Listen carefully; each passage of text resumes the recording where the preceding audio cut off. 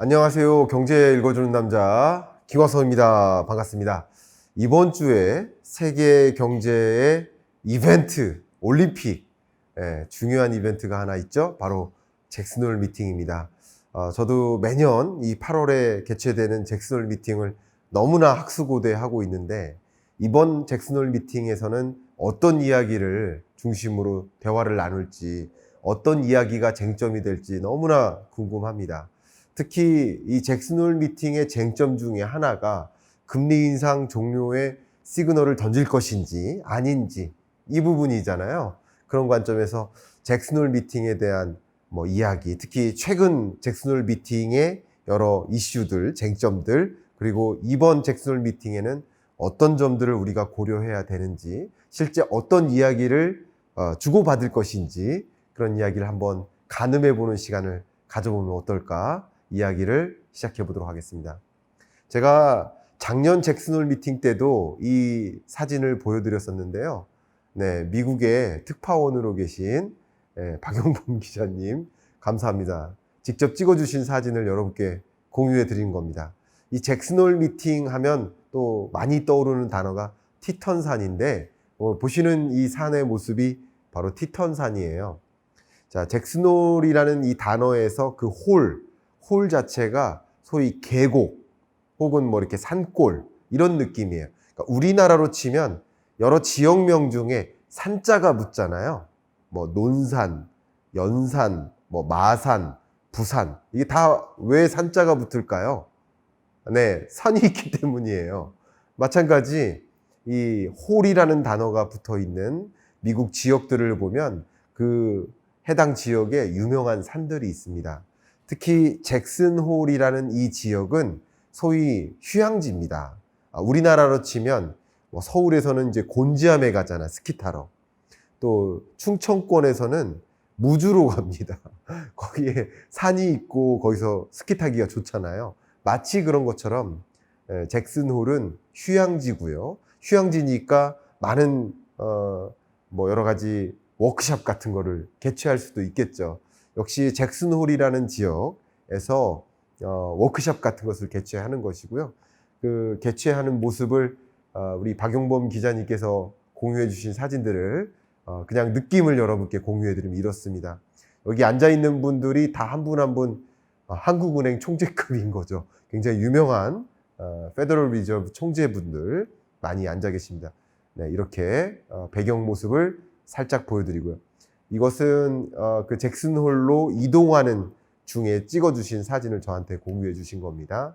네, 이동하는 과정인 거고요. 이렇게 한적한 시골 마을, 인터넷도 잘 안 터져가지고 이렇게 라이브를 직접 진행하기가 좀 어려웠었다라는 후기도 저한테 주셨거든요. 보시는 것처럼 여러분 다 아실 만한 유명한 그 인물들 사진들이고요. 이렇습니다. 자, 근데 이제 본격적으로 이야기를 해드린다면 8월의 티턴산의 계시라는 이 하나의 문구를 좀 살려볼 수 있을 것 같아요. 왜냐하면 보시는 것처럼 지난 5년 IMF 수석 이코노미스트가 세계가 자산 거품의 위험에 놓여 있다, 이런 논제를 던진 적이 있었고, 2007년 벤 버냉키 의장께서 시장 혼란을 막을 조치를 취해야 된다. 근데 이런 개시 이후에 2008년 세계 금융위기가 발생했었고, 2007년에 이런 조치를 취해야 된다라고 하면서 양적 완화를 실제 돌입을 했었고요. 2014년에는 또 ECB 총재, 드라기 총재가 통화정책 완화를 시사했는데 실제 2015년부터 자산 매입 프로그램을 확대했었고, 또 페드 부의장 피셔가 2015년에 선제적 통화정책 정상화를 주장했는데 2015년 12월부터 금리를 인상하기 시작했었죠. 기억하시죠? 또 2016년 옐렌 의장이 금리 인상 여건이 강화됐다라고 하면서 또 4개월 뒤 2016년 12월에 또 한 번 금리 인상, 2015년 12월에 기준금리를 인상했고 16년 12월에 기준금리를 인상했는데 그 두 번의 기준금리 인상을 예고했었던 게 8월의 티턴산의 개시, 잭슨홀 미팅이라는 거죠. 또 2022년에 제롬 파월 의장이 조금 이따 말씀드리겠습니다만 굉장히 중요한 의제를 던졌고, 그 이후에 말 그대로의 초긴축의 시대가 온 것 아니겠습니까? 그러니까 8월에 티탄산의 개시라고 하는 것처럼, 그러면 23년 이 8월에는 이 티탄산에서 어떤 개시를 던질 것인지, 금리 인상 종료 시그널을 던질 것인지 관심이 많이 주목되는 상황이라는 거죠. 그러면 2021년으로 잠깐 돌아가 볼까요? 21년 잭슨홀 미팅 때 여러분 너무나 잘 알고 계시는 서머스 교수님과 크루그먼 교수님이 서로 다른 주장을 했죠. 인플레이션 올 거다. 아니다, 인플레이션 안 올 거다. 이 두 가지 주장이 대결 구도로 맞붙였었죠. 그랬는데 결과적으로 파월은 뭐라고 판단했어요? 21년에 인플레이션은 일시적인 일인 것이고 장기적으로 인플레이션이 나타나지는 않을 것이다 라고 결과적으로 판단을 했었고, 그 잭슨홀 미팅 때 그 판단은 당장 금리를 인상하는, 2021년부터 당장 금리를 인상하는 그런 조치는 필요 없다라고 판단했었던 거예요. 상대적으로 우리나라는 2021년부터 기준금리를 인상하기 시작했었죠. 21년 하반기에 두 차례 한국이 선제적으로 기준금리를 인상했었던 것 기억하십니까? 근데 미국 같은 경우는 인플레이션의 조짐이 다소 나타나긴 했었습니다만 그거 일시적인 현상이다. 금리 인상을, 이 일시적인 인플레를 가지고 금리 인상을 먼저 단행할 필요는 없다라는 식으로 이야기를 했었죠. 실제 이 보시는 이 그래프가 잭슨홀 미팅 때 2021년 제롬 파월 연준 의장이 발표하면서 사용했던 PPT입니다. 보시는 것처럼 세계적으로 인플레이션 현상은 아니다. 보시는 것처럼 캐나다, 유로존, 스위tzerland, 재팬, 스웨덴, 소위 기축통화국들이 인플레이션의 레벨이 오히려 떨어지고 있다. 중장기적으로. 그래서 지금은 2%가 안 되는 저물가 국면으로 가고 있는 그런 상황이기 때문에 일시적으로 물가 상승률이 조금 튀더라도 2%를 상회하는 그런 물가 상승률이 나오더라도 그게 우려돼서 금리를 인상할 필요 없다라고 판단했었던 거예요. 근데 결과적으로 그것은 잘못된 판단이었던 거죠. 근데 그 잘못된 판단이었다라고 가정하긴 또 어려운 게 2022년에 유례없는 고물가가 등장한 배경이 그 사이에 무슨 일이 있었습니까? 러시아 우크라이나 전쟁이 있었지 않습니까? 그래서 러시아 우크라이나 전쟁 이후에 러시아에 대한 경제 제재를 가하고 러시아산 원유, 러시아산 천연가스, 러시아산 알루미늄 이런 거 쓰지 말라라는 경제 제재를 가하면서 공급망이 붕괴되다시피 하다 보니까 결국 공급이 부족하니까 가격이 오르는 거죠. 그러니까 그 누구도 전쟁이 나타날 것을 예상하진 못했었고 인플레이션을 이렇게 초인플레이션이 나올 거라고 예상하지 못했었기 때문에 누가 맞았다 누가 틀렸다라고 판단하기는 어려워요. 저는 그렇게 생각합니다. 그러나 결과적으로는 인플레이션 현상이 나타났었기 때문에 제롬 파월 연준 의장은 잘못했다. 내가 잘못 판단했었던 것이다. 라고 의견을 전달했었죠. 그리고 이제 2022년 잭슨홀 미팅으로 넘어가 보겠습니다. 그 현장이죠. 저도 2022년 잭슨홀 미팅 그 현장 8분인가 9분인가 동안의 그 연설을 즉시 듣고 여러분께 즉시 분석으로 채널을 통해서 그 메시지를 전달해 드린 바 있는데, 그때 이 메시지를 말씀드리면 실제 22년 6월 미국 CPI 물가 상승률이 9.1%를 기록했었고 이 9.1% 고물가는 41년 만에 최고치였고 초인플레이션 현상이 나타난 직후에 잭슨홀 미팅이 있었기 때문에 당연히 이 고물가에 나는 대응을 하겠다라고 파월의 또 다른 판단 제시를 했었던 것이죠. 그 잭슨홀 미팅 때 22년 이런 여러 가지 메시지들을 쭉 남겼는데 특히 마지막 이 두 개의 문장만 제가 잠깐 읽어드리도록 하겠습니다. 인플레이션을 다시 bring inflation back down, 다시 이 고물가를 2%라는 목표 물가 아래로 내려놓기 위해서, 다시 보여드리겠습니다. 9.1%에 달하는 이 고물가, 이 물가 상승률을 다시 2% 수준으로 내려놓기 위해서 우리는 모든 할 수 있는 것들을 다 하겠다.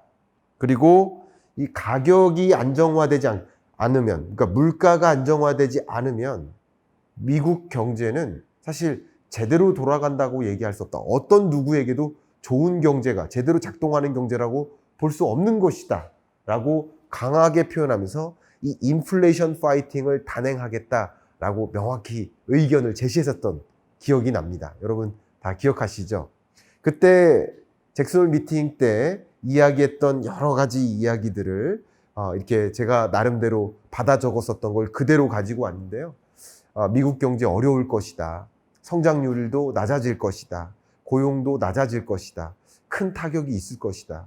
물가 안정을 안 시키면 더 큰 충격이 있기 때문에 우리는 이 한 달 동안의 희망적인 물가 상승률, 이것만 가지고 물가 안정이라고 판단할 수 없기 때문에 소위 이 고물가를 막기 위한 통화정책 기조를 유지해야만 한다라고 이야기했었고, 특히 1970년대의 교훈을 강조하면서, 1970년대 교훈이 뭡니까? 보신 것처럼 중앙은행이 낮은 인플레이션을 유지하는 데 초점을 두는 것, 이게 연준의 책임이고 책무고 우리 책임은 명확하다라고, 물가 안정이라는 책무를 우리는 갖고 있다라고 이야기하면서 기대 인플레이션, 장기 인플레이션에 영향을 기대 인플레이션이 미치기 때문에 볼커 의장을 2번인가 3번인가 거론하면서 기대 인플레이션을 잡기 위해서 노력하겠다. 볼커 의장처럼 결의를 갖고 하겠다. 빠르고 강력한 조치를 단행하겠다. 쉽게 말하면 뭐예요? 빅 스텝, 자이언트 스텝 하겠다. 볼커 의장처럼 강하게 금리 인상 조치를 해 나가겠다라는 티턴산의 계시가 있었고, 실제 22년에 빅 스텝, 자이언트 스텝, 엄청난 긴축적 행보를 보였었던 것 기억하십니까? 자, 이제 23년으로 가보겠습니다. 2023년 잭슨 홀 미팅, 이 캔자스시티 연준은행의 홈페이지에 이렇게 떡하니 대문에 걸려 있습니다. 2023년 이코노믹 팔러시 심포지엄. 앞에 말씀드렸던 것처럼 잭슨 홀 미팅은 심포지엄이에요. 세미나예요. 경제학자들이 모여서 마치 경제학회를 여는 건데, 또 이론적인 대담을 많이 주고받기도 하지만 물론 이런 실물 경제적인 대담도 많이 합니다. 근데 이번에 주제는 뭐냐면요, Structural Shift in the Global Economy. 세계 경제의 구조적 변화, 구조적인 이동. 저는 이런 표현을 변곡점이라고 채널을 통해서 설명을 해왔는데, 주제가 이렇게 결정이 됐습니다. 그동안에 열렸던 잭슨 홀 미팅의 주제들을 한번 보세요. 근데 22년 만에도 이 경제나 또 경제 정책에 있어서 어떤 제약을 도입한다든가 긴축적 통화 정책을 도입해야 된다든가 이런 것들을 한번 판단해 보겠다라는 주제로 잭슨 홀 미팅이 열렸었다면, 이제 글로벌 이코노미가 다른 구조적 환경에 놓이게 된다. 그러니까 2020년 팬데믹 경제 위기, 2022년 러시아 우크라이나 전쟁, 이 두 가지 구조적인 숙제가 등장했었고, 그것에 영향을 받는 경제가 23년 하반기, 24년이라고 보고 있는 거예요. 근데 23년, 24년은 그런 두 가지 숙제들이 다소 완화되는 또 다른 국면으로 전개되니까 구조적인 시프트가 있다. 이게 대주제입니다. 변곡점을 예고하는 듯한 그런 주제인 거예요. 그래서 23년 잭슨 홀 미팅 때 이렇게 고물가가 계속 등장했었는데 고물가가 해소될지, 이 고물가를 잡기 위해서 강력한 기준금리 인상을 그동안 단행했는데 23년에는 하반기부터는 금리 인상을 추가적으로 안 할지, 이런 것 자체가 다 뭡니까? 구조적인 변화인 거예요. 잭슨 홀 미팅 때는 그 구조적 변화를 단행할 것인가, 그러니까 세계 경제가 구조적 변화에 놓여져 있는가, 그 구조적 변화에 맞게 통화정책이나 그 밖의 경제정책 스탠스를 구조적으로 바꿔나갈 것인가, 이런 것들을 구체적으로 논의할 거라고 보기 때문에 2023년 8월 이 티턴산에 계시는 향후 경제정책 방향, 그리고 향후 경제의 흐름을 좀 진단해 볼 수 있는 중요한 어떤 자리가 아닌가 생각합니다. 제가 이번 23년 잭슨 홀 미팅 때 논제로 던져질 대주제를 몇 가지만 좀 간략하게 정리하면서 가도록 하겠습니다. 첫 번째는요, 인플레이션, 이대로 둔화할 것인가. 7.0에서 3.0%까지 PCE 물가 상승률이 떨어져 왔고, 그리고 이것이 제대로 작용될 것인가, 계속 이 낮은 인플레이션을 야기할 것인가, 아니면 다시 반등할 것인가, 이것을 좀 주제로 심층적으로 이야기를 나눌 시점이 온 것 같고요. 그러면 지금부터 이번 잭슨홀 미팅 때 논제로 던져질 가장 중요한 쟁점, 특히 우리 구독자 여러분들이 가장 궁금해하시는 그 쟁점, 그런 쟁점들을 몇 가지 가지고 말씀을 드려보도록 하겠습니다. 이번 잭슨홀 미팅 때 가장 중요한 논제, 우리 구독자 여러분들이 가장 궁금해하실 만한 그 주제, 그것은 몇 가지로 좀 헤아려 볼 수 있겠지만, 첫 번째 그 논제, 쟁점은 분명 인플레이션이 이대로 둔화할 것인가 아닌가에 있을 겁니다. 어쨌든 인플레이션이라는 것이 9.1%에서 3.0, 3.2%까지 다소 하향 안정화되어 왔고, 특히 근원 물가 상승률도 6.6% 정점에서 4.7%로 하향 안정화되어 왔기 때문에 이대로 계속 갈 것인가, 디스인플레이션이라고 하죠. 이런 현상이 계속 유지될 것인가, 아니면 다시 반등할 것인가 하는 것들을 쟁점으로 다룰 겁니다. PCE 물가 상승률을 기준으로도 7.0에서 3.0까지 떨어져 왔습니다만, 이게 2%를 향해 계속 갈 것인가, 아니면 3.2, 3.3 이런 식으로 반등해서 인플레이션 잡기가 굉장히 어렵고 더딜 것인가, 스티키할 것인가, 이것이 가장 중요한 쟁점이 될 것이다 라고 보고 있고요. 이런 쟁점이라는 관점에서 또 한 가지 우리가 관심 가질 것은, 그럼 물가가 확실히 안정화되면 확실히 기준금리 인상을 추가적으로 안 할 수도 있는데, 물가가 이 정도 그냥 안정화되는 수준이 아니라 다시 반등할 거라고 한다면 추가적인 기준금리 인상을 할 수도 있지 않겠습니까? 결국 물가에 대한 판단이 금리 인상 종료 시점에 대한 판단을 하게 만들 것이다. 그래서 라스트 댄스 맞는가? 지난 기준금리 인상이 라스트 댄스인가? 아니면 9월에 추가적인 댄스를 할 것인가? 추가적인 금리 인상을 할 것인가? 이런 것에 대한 관심이 많이 주목되고 있는데, 실제 그 부분에 대한 논의, 결국 그 부분에 대한 논의는 물가에 대한 판단에 있을 것이다 라고 볼 수 있겠고, 그동안에 정말 강력한 속도로 기준금리를 인상해 왔는데, 이 5.5%가 라스트 댄스인가, 마지막 금리 인상이었던 것인가, 아니면 여기서 추가적인 기준금리 인상을 할 것인가, 이걸 가지고 잭슨홀 미팅 때 많은 관심을 가지고, 또 언론도 기자도 관심을 가지고 그런 잭슨홀 미팅을 지켜볼 것이다. 또 특히나 제롬 파월 연준 의장이 이 부분에 대해서 뭐라고 언급할 것인지 그 연설에 주목할 것이다, 이렇게 말씀드리겠습니다. 근데 23년 하반기 이 통화 정책에 있어서의 몇 가지 변수들이 있는데, 첫 번째는 바로 기조효과의 상쇄다. 2022년 물가 상승률 흐름을 보시면 23년 물가 상승률은 결과적으로 22년 해당 전년 동월 가격 대비 등락률이잖아요. 그러면 23년 물가도 중요해요. 23년 국제 유가도 중요해요. 근데 23년 국제 유가가 22년 전년 동월 국제 유가 대비 얼마나 올랐나가 사실 더 중요하거든요. 그런 관점에서 9.1% 정점을 찍었을 때, 이때의 22년 6월 물가보다 23년 6월 물가는 3.0%로 하향 안정화될 수 있지만, 이제 물가 상승률 기조가 그때보다는 정점을 찍고 하향 안정화되는 그런 기조를 생각해 보면, 미국 소비자 물가 상승률이 다시 4를 향해서 갈 수 있다라는 기조 효과의 상쇄, 이게 굉장히 중요한 통화 정책의 변수가 될 것이다. 그럼 2%라는 목표 물가와 다시 멀어지는 과정에 놓일 수 있겠다라는 것이 가장 중요한 통화 정책의 변수가 될 것이다. 첫 번째. 두 번째는 엘니뇨가 옵니다. 슈퍼 엘니뇨, 강한 엘니뇨가 옵니다. 기상재난이 옵니다. 메뚜기 떼가 출범하고 병충해가 심해지고, 가뭄이나 어떤 지역에는 홍수가 찾아옵니다. 미국의 옥수수 상급 품질 비율도 보면 2021년, 2022년, 2018년에서 22년 동안의 평균치랑 비교해 보면 23년은 그것보다 훨씬 낮아요. 결과적으로 제대로 된 곡물 공급이 원활하지 않을 것이다. 가뭄이 찾아오는데, 메뚜기 떼가 출범하는데 어떻게 충분한 식료품 공급이 가능하겠습니까? 그러면 이런 것들은 결과적으로 식료품 원자재 가격을 급등시키고 그 밖에 나머지 원자재, 에너지 원자재라든가 비철금속 원자재 가격도 올려놓을 수 있다라고 제가 이미 누차 설명드렸죠. 이것이 굉장히 중요한 통화정책의 변수가 될 것이다. 그 다음 세 번째는 물가 안정화하고 있는데 다소 이미 이렇게 짚혀졌던 세계 글로벌 인플레이션을 하나하나 끄고 있는데 다시 기름을 붓는 거예요.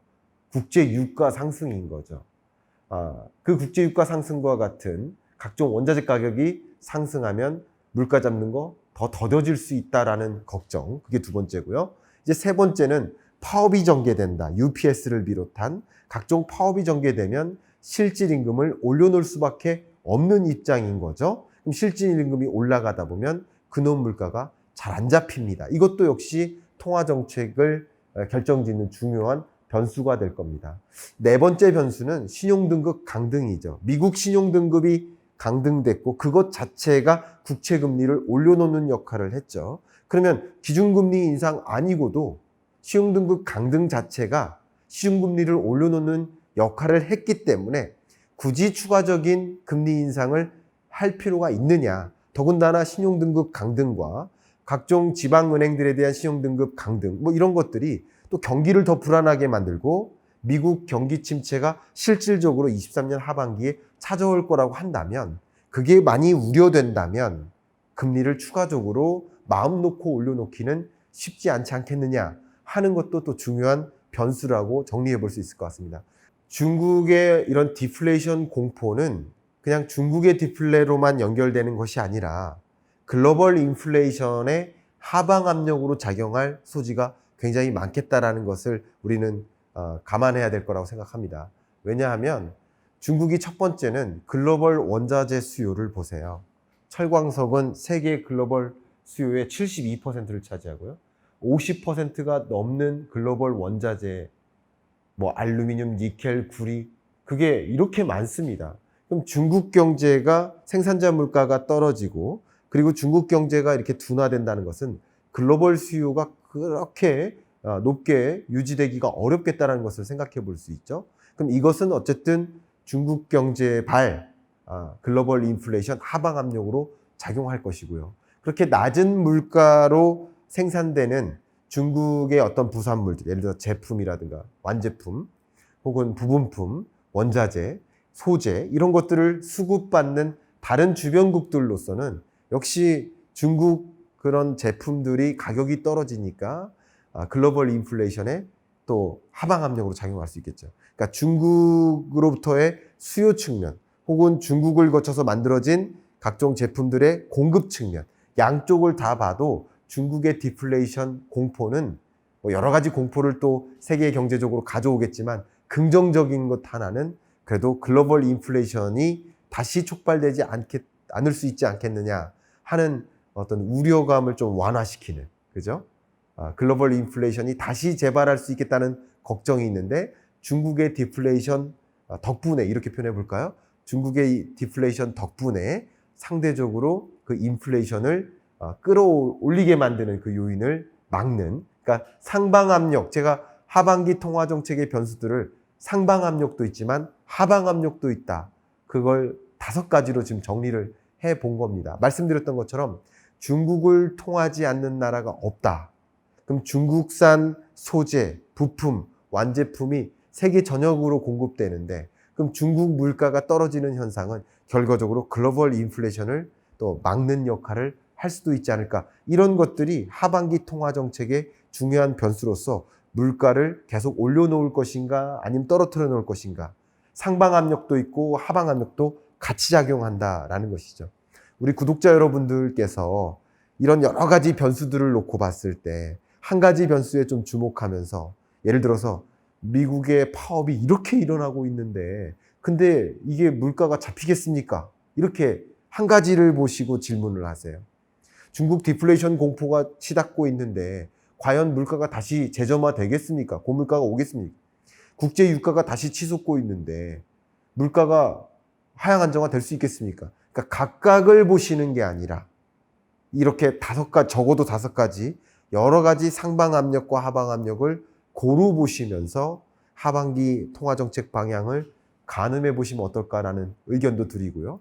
이런 여러 가지 쟁점들이 이번 잭슨홀 미팅 때 중요한 소재로서, 중요한 주제로서 다뤄지고 이걸 가지고 많은 논쟁을 벌일 것이라는 것을 여러분 기억해 보신다면 이번 23년 잭슨홀 미팅 더 기대되실 것이고 그 기대감으로 저와 함께 즉시 분석 좀 즐겨주시길